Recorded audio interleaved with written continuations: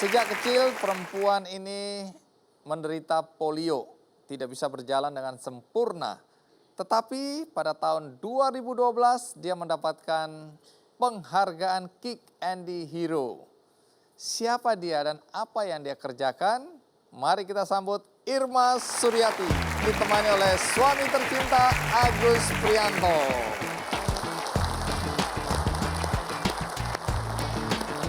Terima kasih Mbak Irma, terima kasih Mas Agus. Silakan duduk. Iya.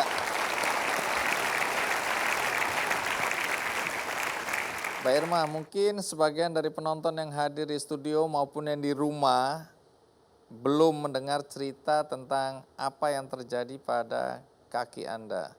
Bisa cerita sedikit? Iya, saya mengalami polio atau cacat tubuh itu sejak umur 4 tahun. Awalnya saya jatuh dari kamar mandi pada saat diajak transmigrasi kedua orang tua saya di Palembang. Dan disitulah saya ditinggal kerja dan saya ditinggal oleh pengasuh dan saya jatuh. Pengasuh nggak bilang sama orang tua sehingga orang tua kami tidak tahu bahwa saya dijatuhkan di kamar mandi. Lama-lama itu kaki saya mengecil, tahu-tahu seperti itu, dan semakin layu akhirnya di tahun 80-an itu ada virus polio. Saya panas, disuntik, waktu itu belum ada dokter, masih kebanyakan mantri. Nah disitulah saya resmi menjadi disabilitas. Ternyata nggak enak jadi disabilitas. Pada saat sekolah selalu dibully oleh teman-teman, selalu dihina, dilecehkan, banyak hal-hal yang tidak enak dirasa. Tapi di situ saya bukan putus asa, tapi saya membuktikan bahwa suatu ketika saya akan menjadi orang dan saya tidak dendam, tapi saya tidak bisa melupakan peristiwa itu. Jadi pelajaran ya, iya, jadi pelajaran. Yang membuat Anda seperti sekarang ini. Pendidikan terakhir apa ya? Saya lulusan SMA. SMA umum. Bagi Anda yang belum menyaksikan penampilan atau kehadiran Mbak Irma di acara Kick Andy, mari kita lihat tayangan berikut ini. Irma Suryati merupakan seorang pengusaha keset kain perca yang sukses. Dalam usahanya, Irma tak hanya berhasil membuka lapangan pekerjaan, melainkan memberdayakan kaum difabel yang selama ini terpinggirkan. Saat ini, Irma memiliki puluhan ribu mitra kerja di Jakarta, Jawa Barat, Jawa Timur, Sumatera hingga Kalimantan. Usahanya yang terus maju tak membuatnya lupa akan sesama. Irma mendirikan asrama untuk menampung dan menyediakan pelatihan keterampilan gratis bagi para kaum difabel. Berkat kepedulian Irma yang konsisten, Irma kerap mendapatkan penghargaan, termasuk pernah dianugerahi penghargaan Kick Andy Heroes di tahun 2012. Irma tidak berhenti membantu sesama. Ia terus melanjutkan kegiatan sosialnya sejalan dengan usahanya. Irma sering menerima undangan untuk memberi pelatihan menjahit dan monitoring bisnis. Selama 6 bulan terakhir, sudah 300 orang yang mengikuti monitoring bisnis yang diadakannya. Dengan pengalamannya membangun usaha keset kain perca ini, banyak orang yang datang untuk berkonsultasi urusan bisnis. Setahun belakangan, Irma berpikir untuk membuat sekolah bisnis dan kewirausahaan. Saya melihat di media sosial, kemudian di media-media yang lain, TV maupun cetak, prestasi Mbak Irma yang luar biasa, sehingga jiwa kewirausahaan saya juga terpancing di situ, semakin tumbuh. Saya ingin belajar, sehingga saya mendaftarkan diri pada waktu itu untuk ikut mentoring dengan Mbak Irma di suatu rumah makan. Kemudian kami dimotivasi untuk menjadi seorang wirausaha. Psikologis kami juga digiring agar kami memiliki jiwa wirausaha yang baik. Sekolah ini akan membimbing wirausahawan dan memberikan bantuan saat memulai usaha. Banyak sekali anak-anak muda sekarang itu mereka bingung tentang arah hidupnya. Sehingga kita berinisiatif bersama-sama ingin mengadakan atau membuat sekolah bisnis. Jadi dengan konsep sekolah bisnis ini yang kita kembangkan bersama-sama nantinya, mereka bisa mengembangkan passionnya masing-masing. Satu itu.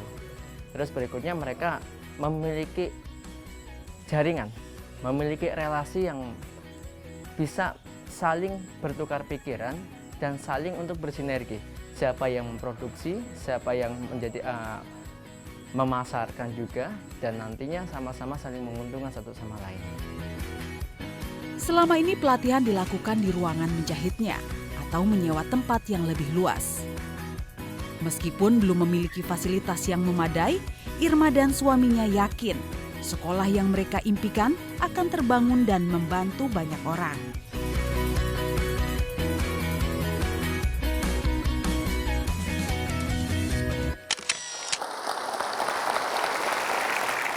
Saya mau tahu, ketemu suami di mana ya?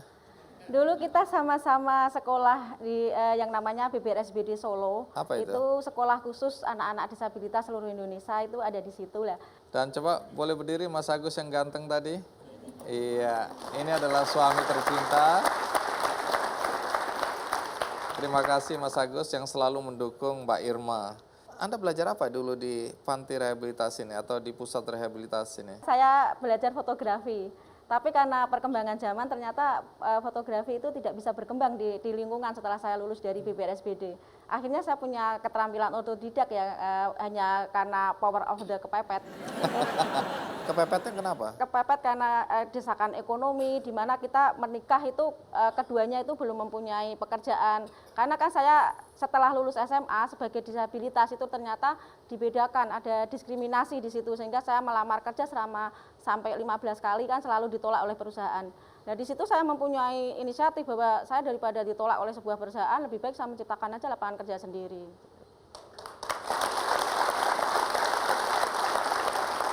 Menciptakan lapangan sendiri, tapi kan keterampilan Anda fotografi tadi. Ya, Kenapa karena kok bisa jadi usaha garmen dan keset tadi nih? itu di sisi lain saya melihat di lingkungan tempat tinggal saya itu banyak sampah-sampah dari kain perca itu yang hanya dibakar, kemudian mengairi sawah itu jadi pencemaran lingkungan, airnya kotor itu. Dan saya mempunyai inisiatif daripada itu menjadi pencemaran lingkungan, lebih baik dijadikan aja sesuatu yang mempunyai nilai jual. Mulai usahanya berapa karyawan dulu? Dulu awalnya saya dan suami saya hanya berdua. Tapi lama-lama karena permintaan dari tetangga, dari pasar, dari toko, bahkan banyak yang minta order keset, akhirnya saya memperkerjakan teman-teman yang sesama disabilitas. Awalnya 5 orang, lama-lama menjadi 30 hanya di tempat tinggal saya. 2002 saat karyawan sudah 150 orang, tempat usaha Anda terbakar. Jadi aset Anda, modal Anda seluruhnya ludes. Dan Anda harus bangkit kembali dari nol ya. Dari Semarang, kemudian hijrah kembali pulang kampung ke Kebumen. Dan Anda bangkit kembali ya. Apa yang membuat Anda bisa bangkit waktu itu? Itu karena bukan lagi modal dari nol Bang Andi, tapi justru minus karena kita punya hutang waktu pulang ke Kabupaten Kebumen. Setelah saya di Kabupaten Kebumen, saya rubah mindsetnya dari yang awalnya itu bisnis, kemudian sosial. Di situ saya sistemnya saya rubah, sosial dulu baru bisnisnya. Bedanya apa itu? Kalau sosial dulu kita memang mengutamakan di sosial, dan bisnis itu insya Allah akan mengikuti. Kalau kita menanam padi itu rumput akan tumbuh dengan sendirinya, tapi kalau kita nanam rumput nggak mungkin padi akan tumbuh. Iya. Nah, dulu waktu pertemuan kita yang pertama kan Anda membuat keset-keset seperti ini ya. Ini lucu-lucu ini ya. Nah, model-model seperti ini ya yang Anda buat. Nah, kalau sekarang produknya apa aja ya?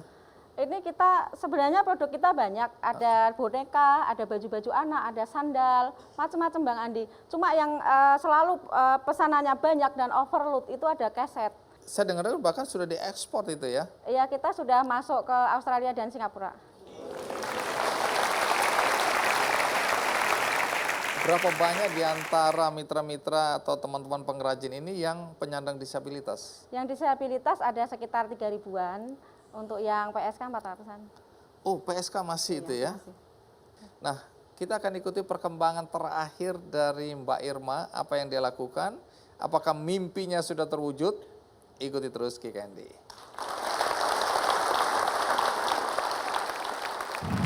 kalau gitu saya udah nggak males lah jadi host kayak gini. Coba ajarin saya bikin keset aja sini. Gimana caranya bikin keset?